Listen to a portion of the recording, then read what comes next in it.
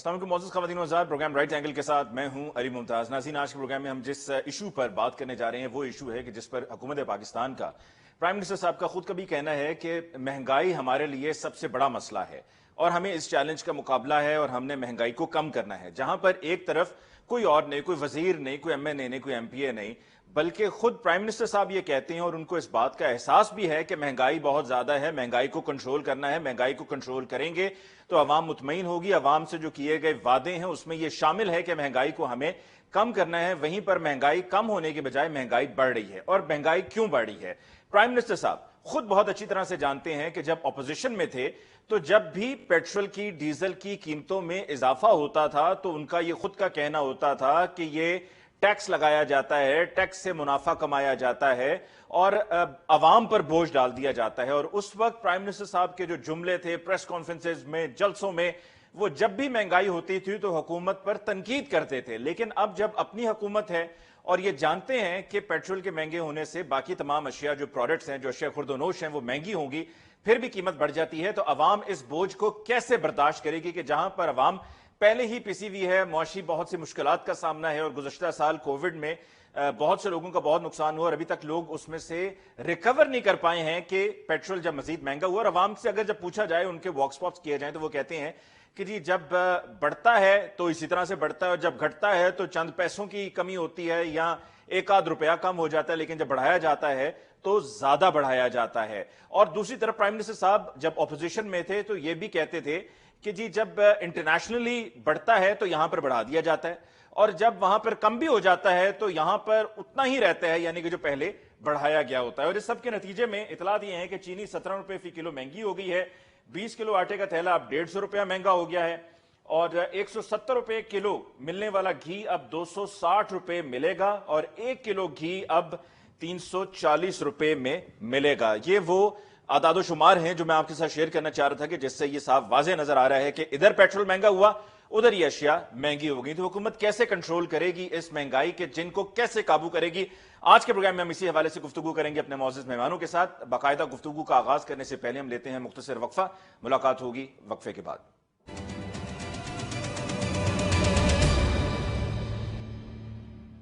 नाज़रीन, ब्रेक के बाद एक दफा फिर आपको कहते हैं खुशामदीद। आज के प्रोग्राम में बाकायदा गुफ्तगू का आगाज करते हैं। इब्राहिम खान साहब ने हमें ज्वाइन किया है पाकिस्तान तहरीक इंसाफ से, आपका बहुत बहुत शुक्रिया इब्राहिम खान साहब, आपने हमें ज्वाइन किया। पाकिस्तान पीपल्स पार्टी से हमें ज्वाइन किया हैदर ज़मान कुरैशी साहब ने। हैदर ज़मान कुरैशी साहब, आपको बहुत बहुत शुक्रिया for coming on the show tonight. सबसे पहले इब्राहिम खान साहब आपसे गुफ्तगू का आगाज करते हैं।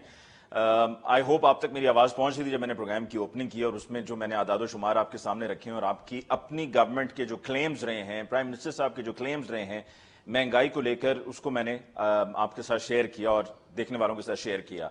आप खुद कहते हैं, मानते हैं, तस्लीम करते हैं कि महंगाई पर काबू पाना बहुत जरूरी है और दूसरी तरफ आपसे महंगाई कंट्रोल नहीं हो रही है, तो फिर एक तरफ कुछ कहते हैं, होता कुछ है, तो ये तो कॉलो फेल में तजाद हुआ।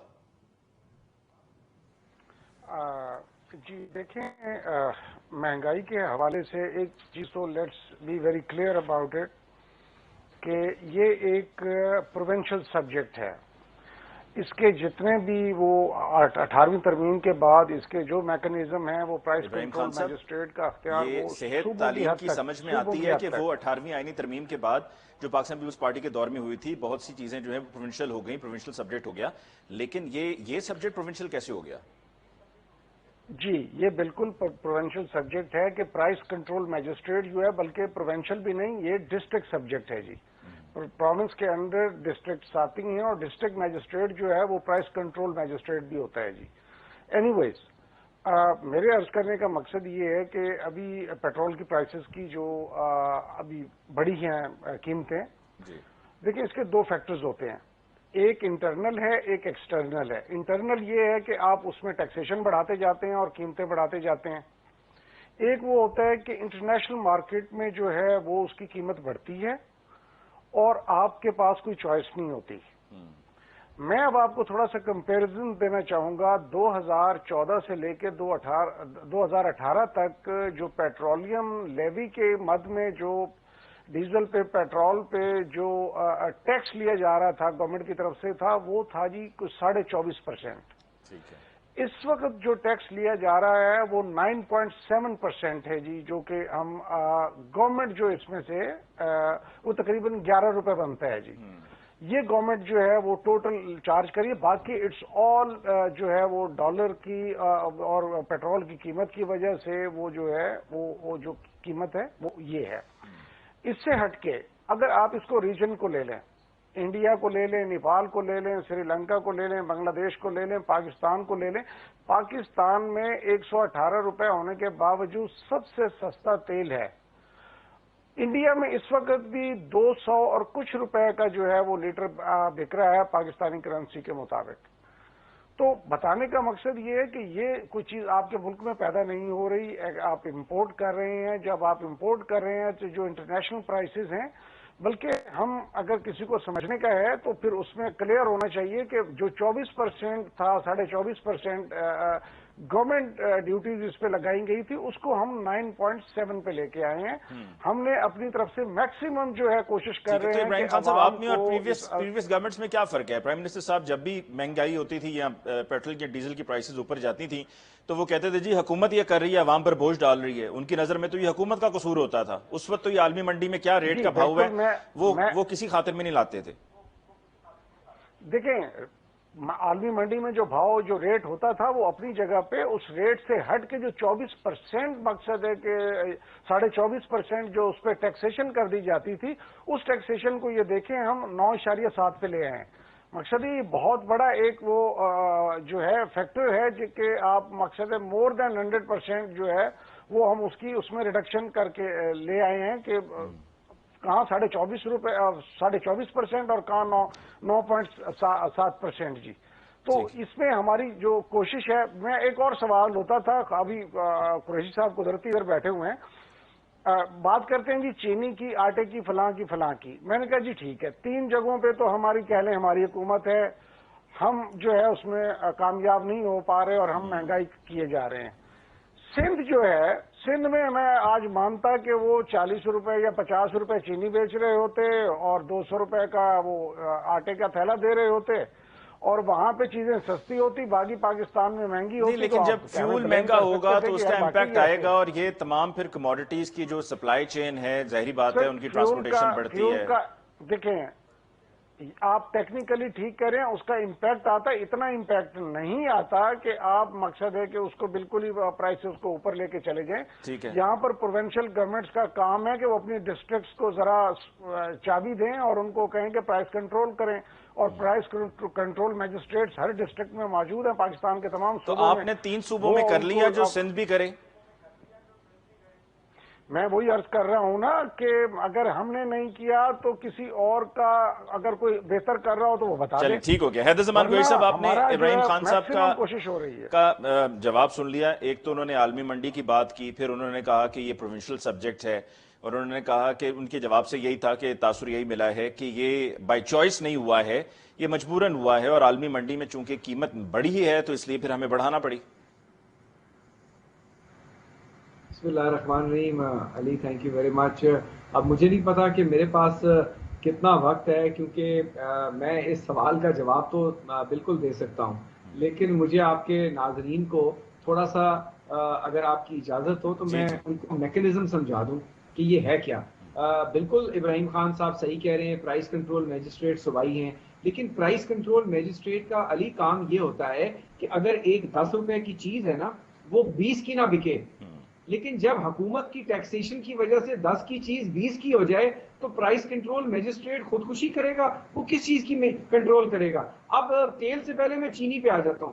قوم کو بتائیں، پورا سچ بتائیں کہ ہماری نالائکی کی وجہ سے، ہماری غفلت کی وجہ سے، ہماری یوٹیلٹی کاسٹ ہم نے بڑھائی 3 سال میں 200%، ہم نے 450% گیس بڑھائی، اور اس کے بعد جو ہم نے چینی میں کیا ہے، اس بجٹ میں شوکت ترین صاحب نے چینی پہ جی ایس ٹی لگایا ہے، اور اس جی ایس ٹی کے نتیجے میں مل پہ، گیٹ پہ جو چینی کی قیمت تھی اس سے 10 سے 15 روپے کا امپیکٹ آنا ریٹیل پہ، اس کا میجسٹریٹ لینا دینا ہے صوبائی حکومت سے، اور وہ پورے پاکستان میں ہوگا، چاہے سندھ ہو چاہے بلوچستان ہو۔ تو جو 100 روپے کی چینی تھی وہ 115-20 روپے پہ جائے گی because of the additional GST S ٹی جو نہیں تھا، جو انہوں نے لگایا اس بجٹ میں۔ اب آ جائے پیٹرول پہ، 2000 یہ فیکٹ صحیح نہیں دے رہے۔ 2018 میں جب پی ٹی آئی کی گورنمنٹ آئی تو डेवलपमेंट लेवी और टैक्सेस की मद में 250 अरब रुपया इकट्ठा हुआ। ये बात गौर से सुन लें। उसके बाद पीटीआई ने उसको बढ़ाकर 350 अरब किया, फिर अपने सेकंड ईयर में उसको 450 अरब किया, और इस साल पीडीएल और पेट्रोलियम टैक्सेस को बढ़ाकर 610 अरब का टारगेट रखा है, और 30 रुपया उसमें कंपोनेंट रखा है पीडीएल का, और 17% जीएसटी है। जब ऑयल प्राइस बढ़े या कम हो, इन्होंने 610 अरब रुपया आवाम से वसूल करना है, और ये बात गलत कर रहे हैं। आज की landed cost W western trade institute की जो ऑयल की प्राइस है वो $74 बैरल है, और वो 75 रुपीज उसकी लैंडेड कॉस्ट है, और उस लैंडेड कॉस्ट पे 60 रुपया टैक्स है, बाकी फ्रेट है और ओएमसी कमीशन है, और इस तरह 118 रुपए बनता है। और मैं आपके प्रोग्राम में बता रहा हूं कि ये पेट्रोल इसी अगस्त के अंदर 150 रुपया क्रॉस करेगा, और ये नदीम बाबर जो 300 अरब का डाका मार के किया है, ये मैं आपको रिस्पॉन्सिबली कह रहा हूं, क्योंकि जिस दिन बजट पेश हुआ है उस दिन इन्होंने 30 रुपया रखा है पीडीएल की मद में, जो उस वक्त 2 से 3 रुपए ये रिसीव कर रहे थे। जब तक ये 30 रुपया नहीं चार्ज करेंगे, 610 का टारगेट नहीं होगा। खुद रखा है, आवाम के ऊपर टैक्सेशन है, ये कहते हैं कोई नया टैक्स नहीं लगाया। और नदीम बाबर जो दूसरा डाकू डाका मार के गया, वो उस पर कोई बात नहीं कर रहा। वो ये है कि बरसों से, सालों से पंजाब पाकिस्तान में मंथली बेसिस पे फ्यूल प्राइस रिवाइज होती थी, आपकी इन्फ्लेशन जो है वो 30 दिन तक कवर्ड होती थी।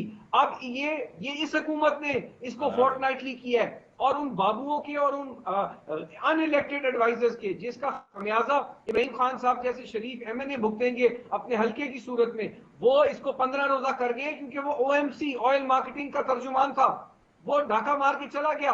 अब हर 15 दिन जो क़यामत सुगरा 30 दिन बाद गिरनी थी, पीटीआई की वजह से हर 15 दिन बाद गिर रही है। और मैं आपको कह रहा हूं, ये ऑयल प्राइस दुनिया में खा कोई मर्जी हो, इन्होंने 30 रुपया पीडीएल ले ली है, 610 का टारगेट होगा। इसी तरीके से और टैक्सेस लगाएं, तो भाई पाम ऑयल हो, आपकी फ्यूल प्राइसिंग हो, अब इसका इंपैक्ट बिजली के बिलों पे आएगा। नेपरा फ्यूल प्राइस एडजस्टमेंट करेगा, बिजली के बिल बढ़ेंगे, गैस के बढ़ेंगे। आपने देखा जिस दिन तेल बढ़ा उसी दिन एलपीजी का सिलेंडर 7 से 10 रुपए बढ़ गया। तो ये तो एक डेवास्टेटिंग इंपैक्ट आएगा, और आपको अंदाजा ही नहीं है कि इसका जो ट्रिकल डाउन इफेक्ट है आम आदमी के ऊपर वो किस तरह आएगा। अब ये कहते हैं आटा महंगा हो जाएगा, चीनी महंगी हो जाएगी, प्राइस कंट्रोल, तो ये बात दुरुस्त नहीं है। प्राइस कंट्रोल मैजिस्ट्रेट उस प्राइस को रेगुलेट कर सकता है जो सरकार ने नोटिफाई की है, और उसमें अगर आप कोई ब्लैक मार्केटिंग कर रहे हैं या कीमत से ज्यादा चार्ज कर रहे हैं, जब सरकार की टैक्सेशन की वजह से इनपुट कॉस्ट बढ़ेगी, उसकी ट्रांसपोर्टेशन कॉस्ट बढ़ेगी, तो आप उसको किस तरह मैजिस्ट्रेट्स की इब्राहिम खान साहब कह सकते हैं कि जी इसकी चीजें बढ़ जानी है। एलपीजी की भी प्राइसेस का कोट किया है हैदरजमान कुरैशी साहब ने, एलपीजी के भी प्राइस। और हाँ, एक बात मैं भूल गया, अब हुक्मरान ईमानदार हैं, हुक्मरानों के असासे मुल्क से बाहर नहीं है, हुक्मरान चोर डाकू नहीं है, हुक्मरानों का दामन साफ है, उनके कोई बैरूनी बैंक अकाउंट्स नहीं है। इन हुक्मरानों के होते हुए आप देखिए कि पेट्रोल, चीनी, आटा कितना सस्ता है। जी इब्राहिम खान साहब। जी बिल्कुल, मैं पहले तो ये फैक्ट्स जो हैं ये उनको थोड़ा सा वेरीफाई कर लें। मैंने पहले कहा 11 रुपए कुछ पैसे जो है ये टोटल टैक्सेशन जो है गवर्नमेंट ऑफ पाकिस्तान कर रही है, फेडरल गवर्नमेंट जो है पेट्रोल के ऊपर। ये जो भी फिगर्स दे रहे हैं मैं आपको फैक्ट्स के मुताबिक बता रहा हूं कि 24% नहीं, जो उनके फैक्ट्स हैं वो गलत हैं इब्राहिम खान साहब। पहले तो जरा ये क्लियर हो जाए कि जो हैदरजमान कुरैशी साहब के फैक्ट्स हैं वो गलत हैं। यही बात, इसी बात पे बैठ कर लें हैदर भाई, मेरे साथ इसी बात पे बैठ कर लें कि अगर गवर्नमेंट की पेट्रोलियम, इस पे पेट्रोल पे जो प्राइस है वो 11 रुपए और अपना 11 रुपए और कुछ पैसे है, और परसेंटेज वाइज 9% बनता है जो कि हम उस पे टैक्स कर रहे हैं, जबकि यही चीज नून लीग के दौर में 24.5% थी। इसको वेरीफाई कर सकते हैं। मुझे ये बताएं, अगर इतना चीजें सस्ती मिल रही थी और हमने टैक्सेशन करके बढ़ाई है, तो फिर मुझे बताएं इंडिया में, नेपाल में, श्रीलंका में, बांग्लादेश में हमारे से इतनी ज्यादा प्राइसेस क्यों हैं? क्या वो भी इतनी ज्यादा टैक्सेशन कर रहे हैं? यकीनन इसमें मकसद है कि फर्क जो है वो वाज़े नजर आता है कि आज चेक करें, पाकिस्तान अभी भी टॉप पे आ रहा है रीजन में कि सबसे कम जो है सब कॉन्टिनेंट में। नहीं, लेकिन इब्राहिम खान साहब आपने तो महंगाई कंट्रोल करनी है ना सर। जी मतलब हमें भारत बांग्लादेश से महंगाई आप वही देखें जो आपकी अपनी आपकी जो अपनी है आप उसी को ही कंट्रोल कर सकते हैं ना। जो बाहर से चीज आप इंपोर्ट करते हैं, इंपोर्ट करने वाली चीज की तो जो कीमत बाहर से आएगी वही आपको लेनी पड़ेगी। इससे तो मकसद है कि आपके या तो आप ऑयल प्रोड्यूसिंग कंट्री हो, then it's a different story. तो फिर आपको टैक्सेशन कम करनी होगी सर। अगर बाइंग ऊपर चली गई है और आवाम को रिलीफ देना है तो फिर टैक्सेशन कम करनी होगी। अर्ज कर रहा हूं ना कि आप देखें चीनी पे जहां पर उसकी कीमत बढ़ी है वहां पे जिम्मेदार से जो कि ये चीनी वाले 90 रुपए किलो में अपने 90 रुपए मन में गन्ना खरीद रहे थे, अब वही गन्ना लास्ट ईयर जो बिका है वो 300 रुपए मन तक गया है।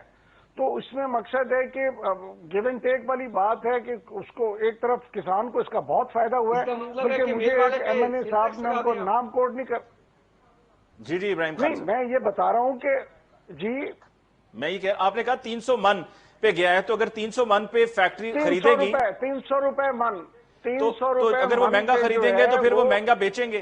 200 रुपया सपोर्ट प्राइस है, 300 पे नहीं बिका। मैं खुद केन ग्रोवर हूँ, मुझे 200 रुपया भी मुश्किल से मिला है। और इनकी पार्टी के लीडर हैं जिनकी मिल है मेरे हल्के में, क्या बात कर रहे हैं आप, 300 नहीं बिका। तो इब्राहिम खान साहब ऐसे भी ना करें ना। और अगर 300 बिका है तो उसका क्या ताल्लुक है मिल वाले को? तो आपको फिर मिल वाले को तो सब्सिडाइज करना चाहिए। आप उसकी चीनी पे सेल टैक्स इजाफी लगा रहे हैं, यानी उसकी इनपुट कॉस्ट अगर महंगा मिल है और हमें टैक्स। मैं आपको एक मैकेनिज्म जो है वो मैं समझाने की कोशिश कर रहा हूं आपको कि पिछला जब इनका टेन्योर था 2018-19 में इन्होंने क्या किया, जिम्मेदार को बिल्कुल ज़िबा कर दिया। जो 180 रुपए गवर्नमेंट रेट था उसको भी इन्होंने 90 रुपए तक ले गए, क्योंकि उस पर ये काट लगा देते थे कि उसका वजन जो है वो 40% तक जो है वो ये बीच में से डिडक्ट कर लेते थे, जबकि वजन मौजूद होता था।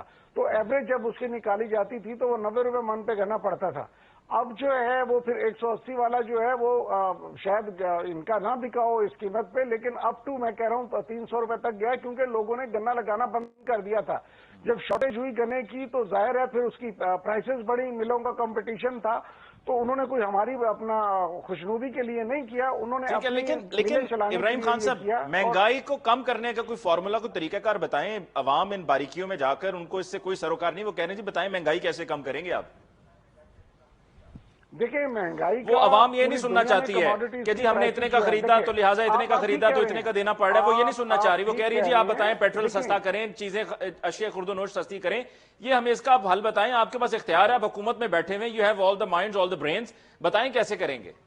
जी जी, मैं आपको सिर्फ यही बताना चाह रहा हूं कि कमोडिटीज की प्राइसेस सिर्फ पाकिस्तान में नहीं बढ़ी, all over the world commodities की प्राइसेस जो हैं वो ऊपर गई हैं। सर हमें ऑल ओवर द वर्ल्ड से क्या sir, all over the world में और भी बड़ा कुछ होता है सर, वो छोड़ दें आप, हम पाकिस्तान की बात करें ना सर। सब्सिडाइज कर देना सर, पाकिस्तान की तो आप कंपैरिजन फिर इंडिया के साथ ही कर सकते हैं ना। मैं तो इसलिए बता रहा हूं कि इंडिया में 200 कुछ रुपए पर लीटर है पेट्रोल और हमारे यहाँ जो है वो 118 रुपए है। तो मैं तो आपको कंपैरिजन दे रहा हूं। हम तो जितना कुछ हमारे पास कुशन मौजूद है हम तो वो सारा आवाम के लिए उसको वक्फ कर रहे हैं। कम कर दीजिए, टैक्सेशन कम कर दें, अपने अखराजात अपने ऑपरेटिंग एक्सपेंसेस कम कर दें, टैक्स उधर से कम कर दें।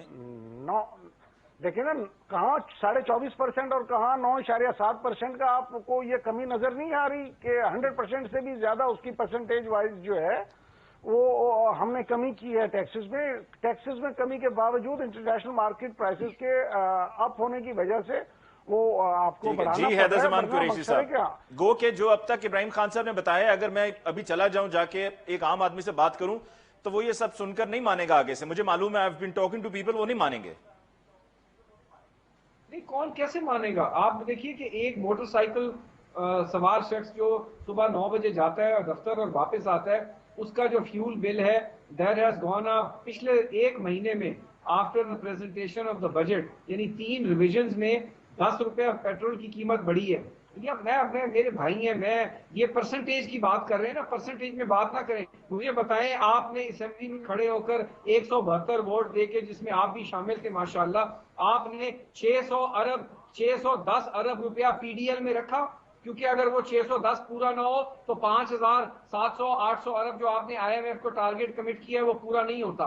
आपने ये रखा, आपने जीएसटी लगाया हुआ है, आपने पीडीएल लगाया हुआ है। जीएसटी को आपने کم کر دیا اور پی ڈی ایل بڑھا دیا کیونکہ G S T N F C میں جاتا ہے. آپ نے صوبوں کو پیسے نہیں دینے تھے, آپ نے وہاں پہ بھی ایک حربہ آزمایا.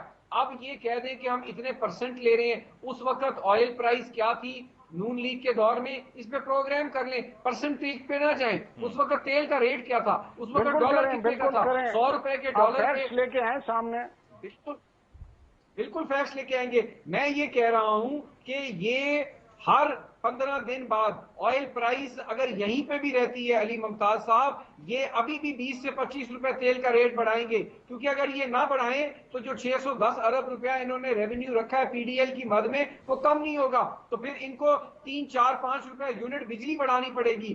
تو یہ دیکھیے, یہ قوم کو صحیح بتائیں گے نہیں بات, اور ویسے بھی ایماندار لوگ ہیں, سچ بولنا چاہیے, حقیقت بیان کرنی چاہیے. آپ سبسڈی دیں, یعنی آپ جو گنے کی مثال دے رہے ہیں, یعنی اگر ان پٹ کاسٹ مل کی مہنگی ہے, مان لیا اگر فارمر کو 4 پیسے 10 سال بعد انہوں نے دے دیے اضافہ, تو اس کا یہ مطلب ہے کہ آپ اینڈ کنزیومر جو تو پہلے ہی 55 سے 100 روپے کی چینی لے رہا ہے, اس کے اوپر آپ 15. چلیں حیدر زمان کوئی صاحب, بیفور وی کنکلوڈ یہ بتا دیں کہ آپ کی نظر میں what is the way forward. اگر یہ عالمی منڈی میں تیل مہنگا ہے تو کس طرح سے عوام کو دیتے ہوئے اس کے اوپر کسی طریقے سے کمی کو, قیمت کو کنٹرول کیا جا سکتا ہے؟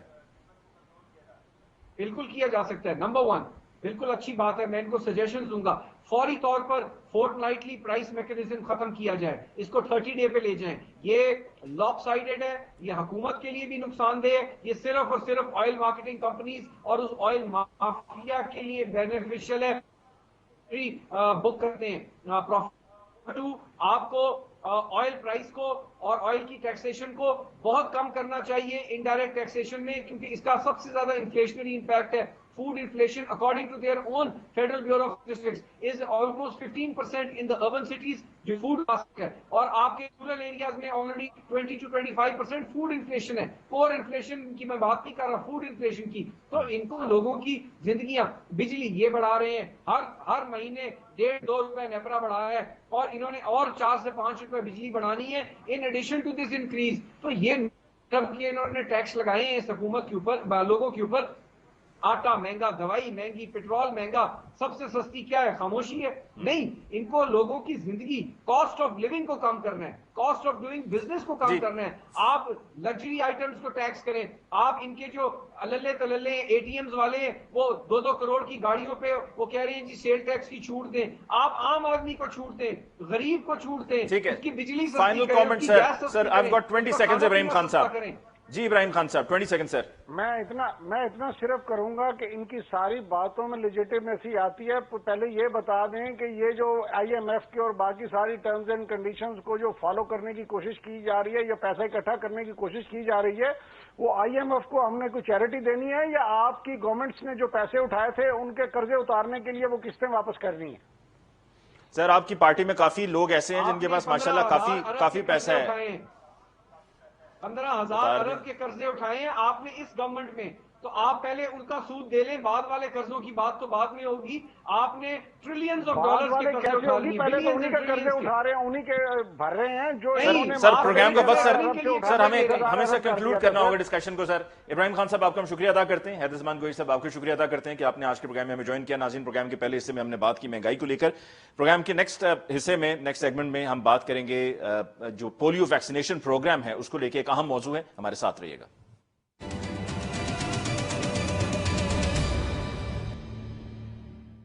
ناظرین بریک کے بعد ایک دفعہ پھر آپ کو کہتے ہیں خوش آمدید. آج کے پروگرام میں اب ہم بات کرنے جا رہے ہیں پولیو ویکسینیشن کو لے کر. ایک اہم موضوع ہے اور پولیو کو یقیناً شکست دینا ہم سب کی اولین ترجیح ہونی چاہیے اور اس میں حکومت پاکستان کا ہمیں ساتھ دینا چاہیے. ڈسکشن میں جی ہمیں جوائن کیا پارلیمانی سیکرٹری برائے صحت نوشین حامد صاحب نے. ڈاکٹر صاحب آپ کو بہت بہت شکریہ کہ آپ نے ہمیں جوائن کیا. پولیو ایک, جیسا کہ میں نے کہا ہے کہ ایک بڑا اہم ایشو ہے اور ہمارا ملک اور افغانستان دو ہی ایسے ممالک ہیں جو ابھی بھی پولیو فری نہیں ہے. باقی تمام دنیا میں پولیو کا یہ جو ڈیزیز ہے, جو مرض ہے, اس سے نجات حاصل کی جا چکی ہے.